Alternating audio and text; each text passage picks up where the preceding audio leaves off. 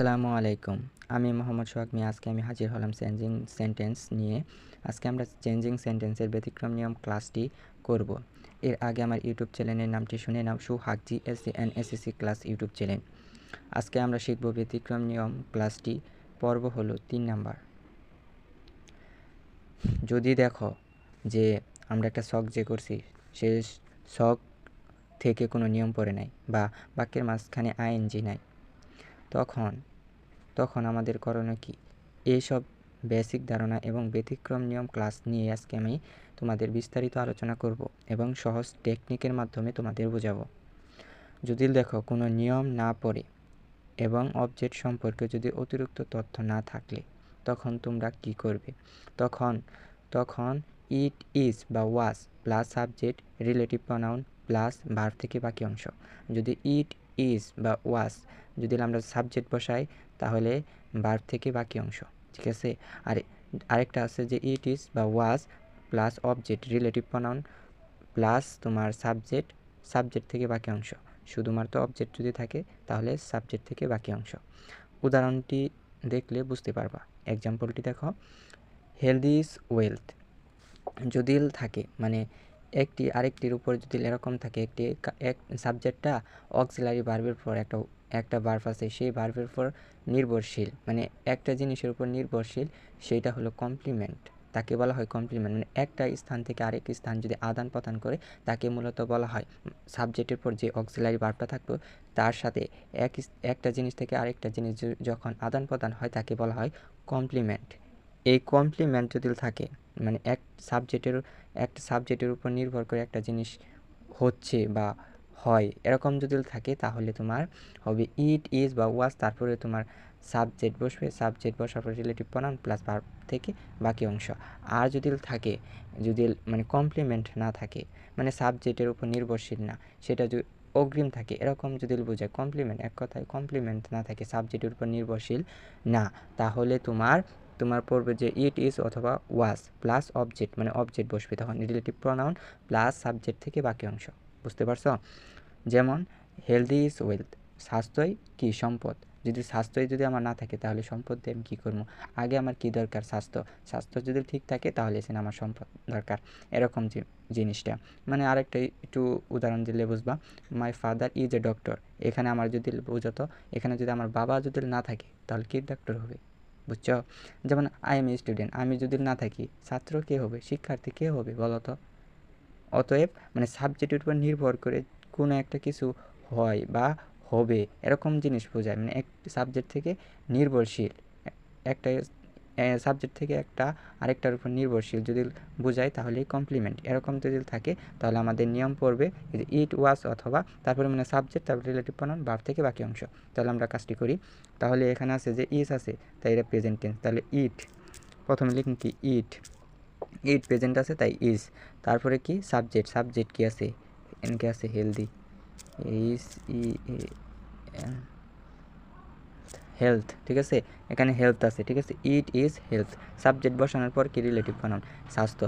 এটা কি মানুষকে বোঝায়? মানুষকে বোঝালে হু, আর বস্তু বা বিষয় বোঝালে হুইজ। আর যদি জায়গা বোঝায় তাহলে হয়ার, আর যদি সময় রিলেটিভ বোঝায় তাহলে তোমার হবে হোয়েন। কিন্তু এখানে বস্তু বোঝাইতে হবে বা বিষয়, তাহলে এখানে কী হবে? হুইজ। তাই রিলেটিভ প্রনাউন বসলো হুইজ। রিলেটিভ প্রনাউন পরে কি আছে? পরে আছে তোমার ভার্ব থেকে বাকি অংশ। এখানে ভার্ব কি? ইজ থেকে যা আছে তা লিখে দিবা, তাহলেই হয়ে যাবে ওয়েলথ।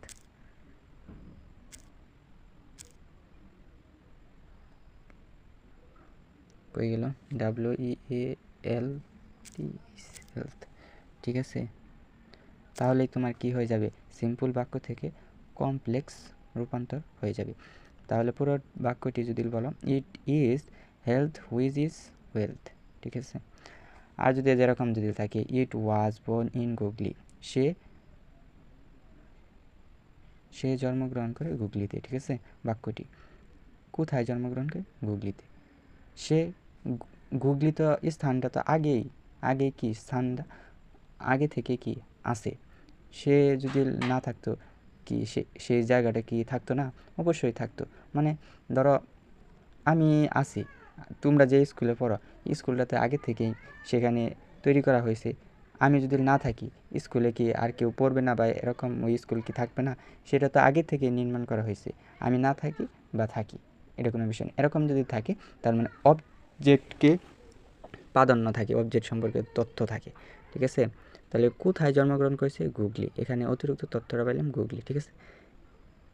ঠিক আছে, কিন্তু এটা অতিরিক্ত নিয়ম না, এটা হলো কি জাস্ট, এটা অতিরিক্তই তথ্যই, কিন্তু এটা অতিরিক্ত তথ্য বলতে তোমার এখানে বোঝানো হয়েছে যে যে জিনিসটা আগে থেকে কি করা, সৃষ্টি করা বা নির্মাণ করা হয়েছে, কিন্তু আমি যদি না থাকি তারপরে ওই কাজটা কি হবে, আগে থেকে রিলেটিভ তৈরি করা হবে বা হয়েছে এরকম। কিন্তু যদি থাকে কমপ্লিমেন্ট, একটা সাবজেক্টের উপর অক্সিলারি ভার্বের উপর পরে যে ওয়ার্ডটা থাকবে সেই সাবজেক্টটা যদি ওই ওয়ার্ডের উপর নির্ভরশীল থাকে বা একটা আরেকটার উপর কি থাকে, পরিপূর্ণভাবে নির্ভরশীল থাকে, তাহলে সেটা কমপ্লিমেন্ট। কমপ্লিমেন্ট যদি না থাকে, এরকম যদি থাকে সাবজেক্ট সম্পর্কে যে একটা তথ্য থাকে, এরকম যদি থাকে, তাহলে আমরা দ্বিতীয় নাম্বার যে নিয়মটা সেটি হবে, মানে ইট ওয়াজ, মানে অবজেক্ট থাকবে, object relative pronoun plus subject থেকে বাকি অংশ। তাহলে আমরা কাজটা করি, তাহলে এখানে বলবে ইট, ইট এখানে কি বসবে, পাস্ট টেন্স আছে তাই ওয়াজ, তাহলে ইট ওয়াজ, অবজেক্ট পাইছি গুগলি, ঠিক আছে?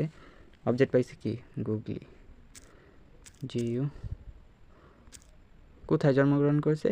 গুগলিতে। অবজেক্ট জিইউ, না সরি, এইচইউজিএলআইলি, গুগলি,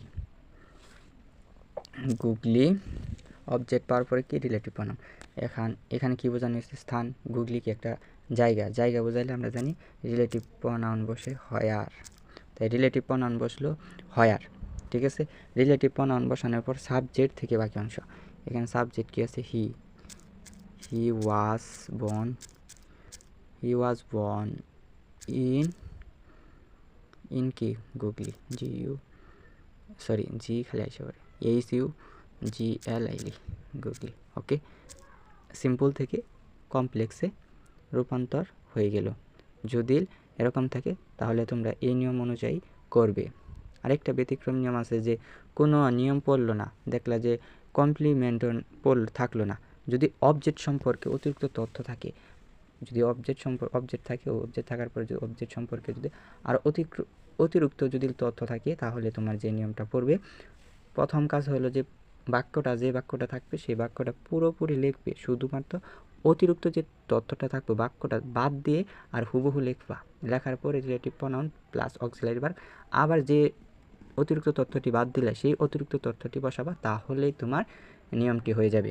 এটা হলো 3 নাম্বার যে ব্যতিক্রম নিয়ম। আরেকটা কথা হলো যে যদি দেখো অতিরিক্ত তথ্য 2 বার আছে, তাহলে তুমি দ্বিতীয়টাকে নিয়ে কেন্দ্র করে নিয়ে কাজ করবা, ঠিক আছে?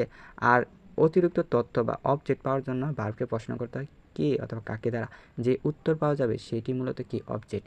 এখানে আমরা এক্সাম্পল দিই, I bought a new car, ঠিক আছে? এখানে দেখো I bought a new car, আমি একটি গাড়ি কিনেছি, কি কিনেছিলাম? গাড়ি, ঠিক আছে? আমি একটি নতুন গাড়ি কিনেছিলাম, পুরো বাক্যটি, কিন্তু আমি কি কিনেছিলাম? গাড়ি। কে দ্বারা প্রশ্ন করতে? অবজেক্টকে বা অতিরিক্ত তথ্যটি পাওয়ার জন্য। তাহলে আমি প্রশ্ন করলাম ভার্বকে, কি কিনেছিলাম? নতুন গাড়ি, কিন্তু কি কিনেছিলাম? কার, নতুন কার। তাহলে আমরা পাইলাম কি, এখানে অবজেক্ট পেলাম কি? নিউ। এখানে অবজেক্ট পেলাম কি? নিউ। তাহলে প্রথম কাজ কি? প্রথম কাজ হলো যে যদি এরকম কোনো নিয়ম পড়লো না, কমপ্লিমেন্টও থাকলো না, যদি অবজেক্ট সম্পর্কে তথ্য থাকে, তাহলে পুরো বাক্যটি লিখে ফেলবো শুধু অতিরিক্ত তথ্য বাক্যটি বাদ দিয়ে। তাহলে আমরা লিখে ফেলি, আই বট বিও আই বট এ নিউ হবে না, বলো তো কেন? এখানে বলছি যে অতিরিক্ত তথ্যটি বাদ দিয়ে, তাহলে আমরা বাদ দিলাম এ কার, লিখলাম। লেখার পরে কি বলছে? লেখার পরে বলছে যে রিলেটিভ প্রনাউন অক্সিলারি, মানে রিলেটিভ প্রনাউন কার বুঝাইতেছে বস্তু, তাই এখানে হবে হুইজ। রিলেটিভ প্রনাউন পর অক্সিলারি ভার্ব কী বসবে বলো তো? এখানে আছে ভার্ব টু, তাহলে auxiliary verb was. Relative pronoun পর সেই অতিরিক্ত তথ্য কী পেলাম? New.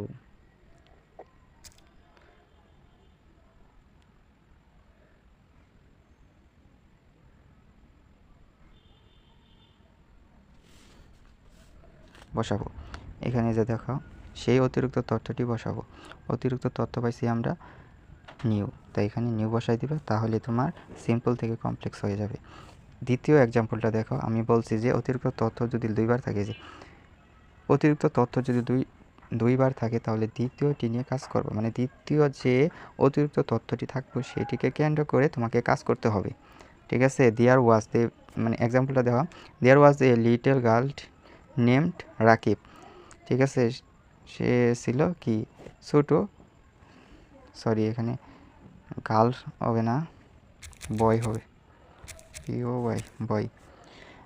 There was a little boy name Rakib. সে ছিল কি একটা ছোট বালক, তার নাম রাকিব। তাহলে এখানে দুইটা আছে, এখানে আছে ছোট বালক এবং তার নাম রাকিব, দুইটা কি আছে, দুইটা অতিরিক্ত তথ্য আছে, একটা আছে লিটল বয় আর একটা আছে নেম রাকিব। ঠিক আছে, তাহলে আমরা কোনটা নিয়ে কাজ করব? অবশ্যই দ্বিতীয়টা নিয়ে কাজ করব। আমি এই যে বলে দিছি যে দ্বিতীয়টি নিয়ে কাজ করব, তো দ্বিতীয়টি কী পাইছি, নেম রাকিব। তাহলে প্রথম কাজ কি? প্রথম কাজ হলো যে পুরো বাক্যটি লিখে ফেলবো শুধু অতিরিক্ত তথ্য সারা বাক্যটি বাদ দিয়ে। তাহলে আমরা পুরো বাক্যটি লিখি, দেয়ার ওয়াজ এ লিটল বয়, অতিরিক্ত তথ্য কি পাইছি? অতিরিক্ত তথ্য পাইছি যে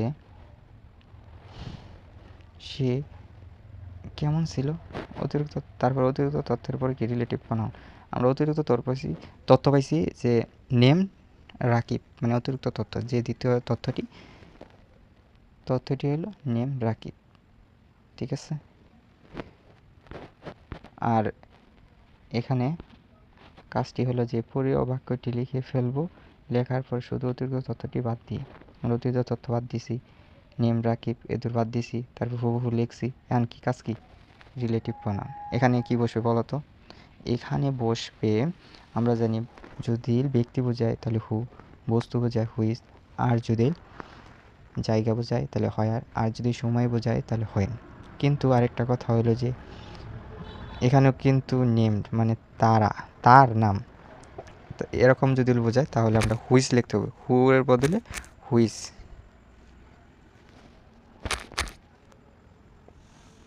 হুইজ,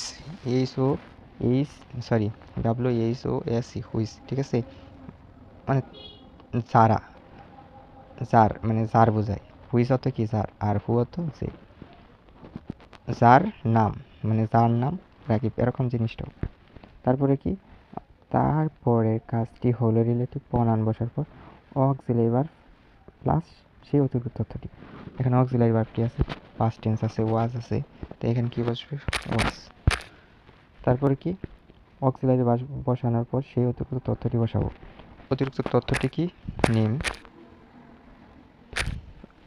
একটু সাজানোর জন্য আগে তুমি নেমটা লেখলা, name was, auxiliary verb present tense আছে তাই, পাস্ট টেন্স আছে তাই ওয়াজ বসেছে। তারপরে আছে রাকিব, RAKI, রাকিব। ঠিক আছে, এটা কি হলো, কমপ্লেক্স, সিম্পল থেকে কমপ্লেক্স রূপান্তর হয়ে গেল। অতিরিক্ত নিয়ম যদি দুইবার থাকে তাহলে কাজটি হলো দ্বিতীয় যে বাক্যটা থাকবে সেটি নিয়ে কাজ করব আমরা। তারপরে কাজটি হলো যে নিয়ম অনুসারে পুরো সেন্টেন্সটা লিখবো শুধু অতিরিক্ত তথ্যটি বাদ দিয়ে। দেওয়ার পর তারপরে কাজ হলো রিলেটিভ প্রনাউন বসাবো, রিলেটিভ প্রনাউন বসার পর অক্সিলারি ভার্ব। কিন্তু তুমি যে যদি এমন বোঝায় তার নাম রাকিব, এরকম যদি বোঝায় তাহলে তুমি যে অতিরিক্ত তথ্যটা আছে সেটা আগে লেখবা, তারপর অক্সিলারি ভার্ব বসাবা, তারপরে সেই নাউনটা বসাই দিবে, তাহলে সেন্টেন্সটা পরিপূর্ণভাবে